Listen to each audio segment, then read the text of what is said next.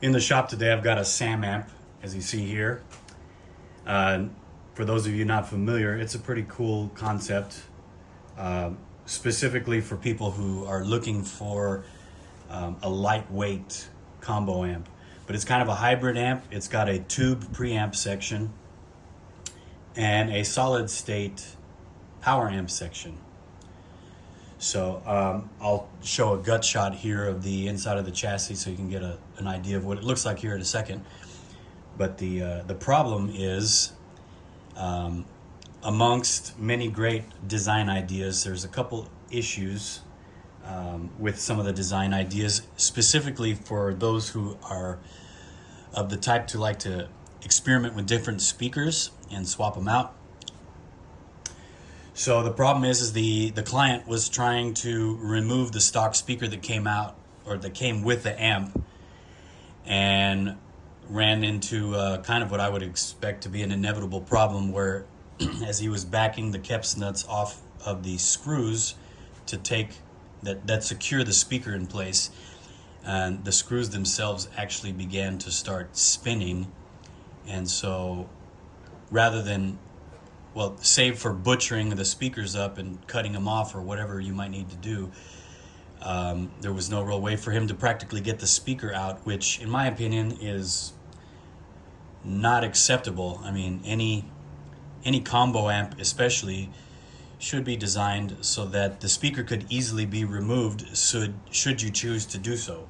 So today we're going to be tackling the challenge of getting the speaker out, because the designer of the amp used Phillips head screws, machine screws that go in from the front here. So there's a screw here behind the grill cloth, a screw here, screw here, screw here, screw here for the 12-inch speaker. And so, as you'll see in a moment as I show the disassembly, you can't really take the screws out without removing the grill cloth. And the baffle actually comes out fairly easily, but it comes out from removing the nuts off of the 4 screws here in the front. But you actually have to take the chassis completely out to get the baffle out. So I'm going to show what I'm going to do for that, because the client is one who likes to experiment with different speakers and try different speakers out. What I'm going to attempt to do is to convert the speaker mount on the baffle to one where the screws actually go in from the back side, and the front side I'm going to attempt to install these T-nuts here, if the camera will focus on that, which will easily allow for anyone to just back the screw off and get it out. And we won't, in theory, have a problem with the screw just spinning in place. So I went ahead and removed the chassis already. And you can see how the speaker mounts in, and you can see the baffle screws on the corners. So in order to get the speaker out more easily, and since we're going to have to do some work to how the speaker is mounted with the screws, I'm going to go ahead and remove the baffle. I've already got the nuts loose, so I'll show this.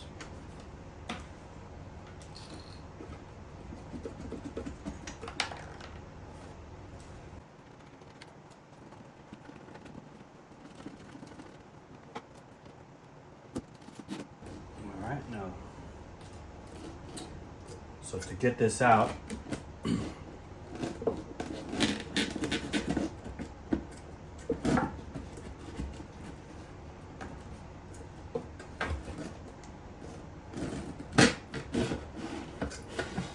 scoot this back, angle this forward, and it comes right out. So I did also go ahead and get these nuts loose. Right here, what I ended up having to do was take a little grinder wheel on my Dremel tool and cut a notch in it so that I could stick a flathead screwdriver in there to hold the screw to keep it from spinning while I used a just a little wrench to get the screw off. So the baffle's out. I got the keps nuts mostly loose. It was a bit of a fight to get a couple of them out.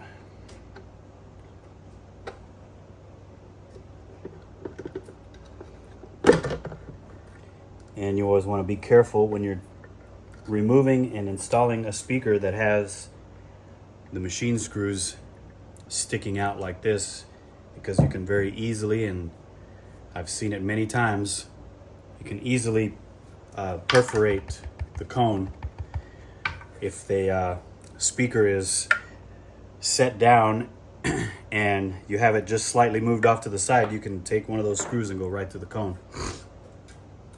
Seen that many times. All right, so as you can see here, let me see if I can get it up closer. This is the guy that I had to cut a notch in, and it actually worked pretty well. But you can see very easily this screw just spins in here, and you can see how the grill cloth is installed. It's stapled to the baffle here. So the problem is that if you have issues with these screws and you want to get them loose or change them out or do something, it's not a very good design, because the builder may have, because not all of them are loose, and the builder may have put some kind of adhesive or something. But really, if you're going to design a baffle to where the grill cloth is mounted to the baffle, it's really a good idea to use these T-nuts instead, because in theory, if they're installed correctly, as I'm going to attempt to do, I'm going to use a machine screw. This is a 4mm, and so this T-nut is going to install from the back side, and these little claws that they have in them should puncture into the wood and hold it in place, so that the thing that is securing the screw does not spin when you're trying to take the dang speaker out and make you want to pull your hair out. So, however, as you can see, let's find this loose one again, this one here. Let's see if I can get it to where you can see it. But so this screw is loose, and so I can push it in. But if you can see there, try to angle that.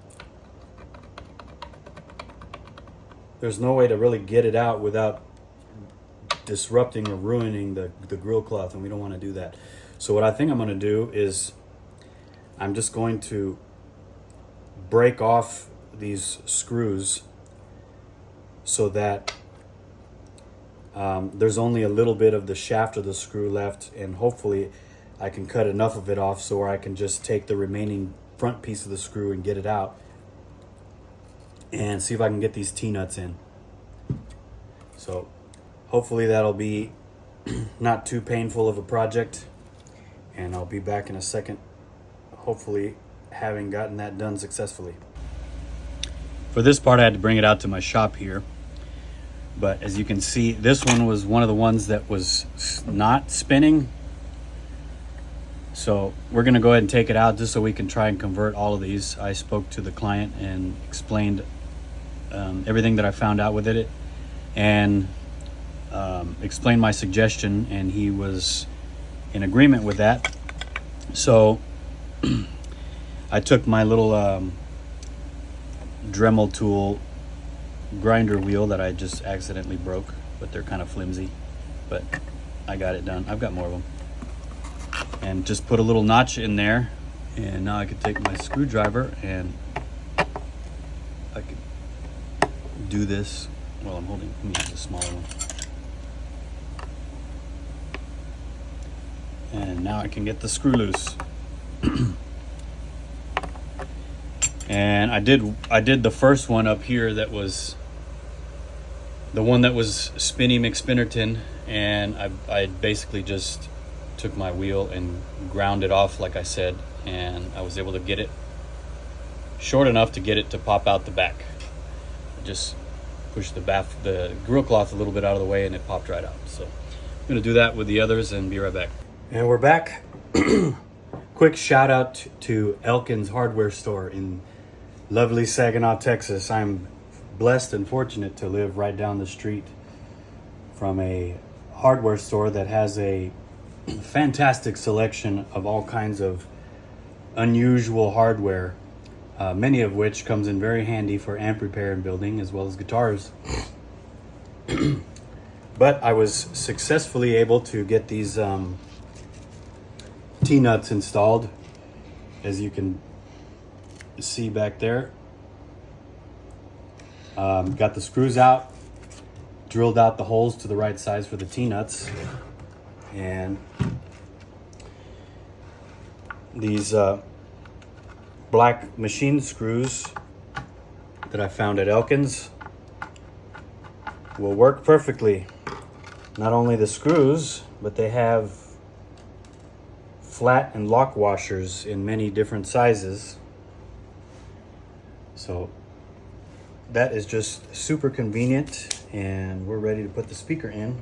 We did a shootout of speakers, and for this particular amp, one of the ones we tried surprisingly sounded really good. So we're going to put this Celestion Classic Lead 80 in here for right now. So I'm going to get a lock washer first, and then a wider flat washer to keep from the screw going through the speaker mounting hole. There's one there. Here. And hopefully, when the time comes, when and if the client would like to try another speaker out in this combo, he will not have anywhere near the headache and can very easily take these out.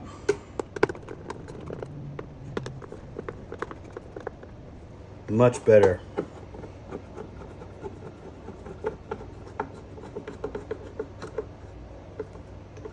I may actually come back with a little bit wider washer on the bottom,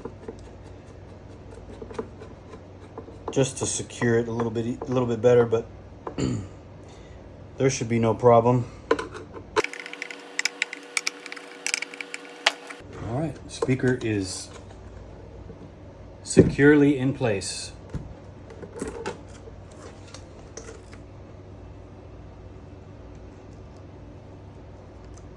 And we didn't, fortunately, have to remove the grill cloth, so that's going to be a big win for the day. Here we have the baffle and speaker installed back in the cabinet, and I've got the chassis back in place, which you can see I had to remove in order to get the baffle out. So basically what we have here in this guy is we've got a 12AX7 is the first for V1 in the first preamp, a 12AT7, and a 12AU7. So I believe this is probably putting out about 1 or 2 watts of tube power in this section, and then it goes over here into a solid state power amp section. We have here what appears to be like a Fender Champ size power transformer, but here's the speaker output, and as you can see, there is no output transformer. And so this, with a relatively small and lighter power transformer, and the fact that it came with a Neo magnet speaker in it, this thing is actually extremely light, or at least it was until we put this big bad boy in there. But the client was less than satisfied with the sound of that speaker, and He's attempting to figure out if this is really the amp for him or not, tonally speaking. And so he's doing what I would recommend to do is, before we do any kind of other stuff, let's try some different speakers in it and see if that will be more suited to you. Because the just changing out the speaker, for anybody that's done it before in a combo or any amp, makes it dramatic, or can potentially make a dramatic difference in the tone. So I just need to wire up a new speaker jack for the speaker and get that installed and put the panels back on, and we should be good to go.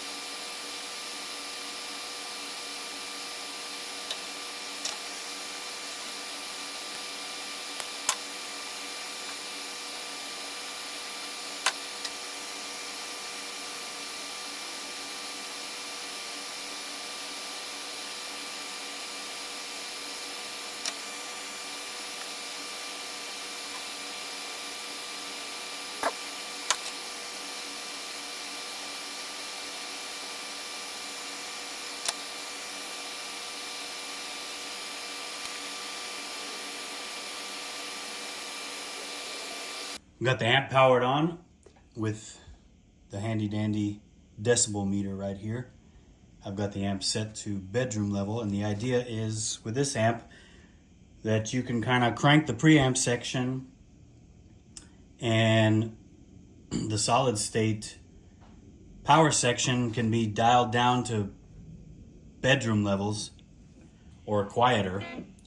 So here's, I've got it set at what would be kind of like a comfortable bedroom volume, even to where you could have conversation over the volume.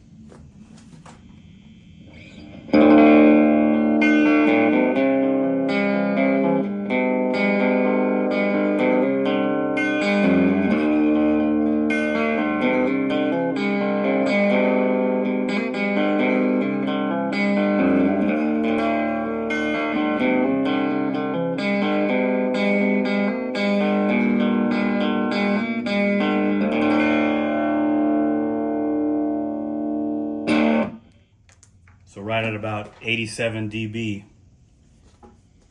I'll even drop it lower.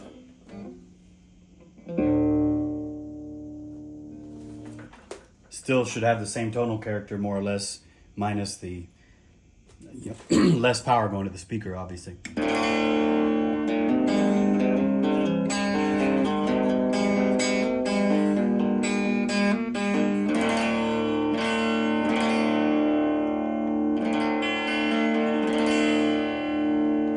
That's more than 10 dBs lower. So that's kind of the allure of this amp. And having played the other speaker that was in it, we sacrificed some of the weight reduction in it with the Neo speaker, but I think this speaker going off of the client's preference, sounds really good in this amp. So that's it. The Samamp hybrid amp. Also wanted to get a shot of the panel. See what we have here: volume, treble, bass, foot switch, tone. The V.S.C is like the solid state power amp section. What I should have said in the previous clip is not only do you crank the preamp section, it's not quite just like a regular tube amp with a master volume. It also has the 12AU7 that's actually the power tube section. So it's basically like a very low wattage, I believe like a 1 watt amplifier. And the V.S.C control basically lets you control the power going to the speaker. So everything in the tonal section should stay the same. Even the character of the power tube, which is the 12AU7 in it. So it's not just the preamp section. The idea is that you have a very low wattage power amp tube as well. And then you can add more juice to it if you need it. And bringing it down to the bedroom levels like I showed in the previous clip, it does definitely maintain the character, whereas on a regular tube amp, if you were to drop the master volume, it does change the character of the tone in most cases. So just wanted to give a quick shot of the panel.